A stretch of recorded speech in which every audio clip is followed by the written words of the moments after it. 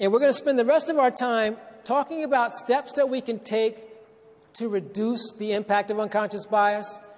And I want to make a point about this, and I'm going to go back to what I said earlier about the one thing or the two things that I'm going to ask of you to do. One is to participate, and two is to think about one thing you can take from this experience. I want to amplify that a little bit because the reality is that I'm going to talk about 5 things. They're all very useful. They can all be very, very powerful. I'm going to give you some examples of steps we can take to address some of those different types of bias.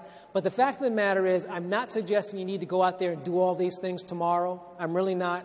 One of the things that I invite and challenge people to think about as it relates to these different steps that we can take to reduce unconscious bias is to really start thinking about how unconscious bias manifests itself in your life and thinking about how it can have a negative impact on your recruitment process and your selection process and your interviewing activities and your decision-making process and your problem-solving processes and how you evaluate people and doing all those kinds of things.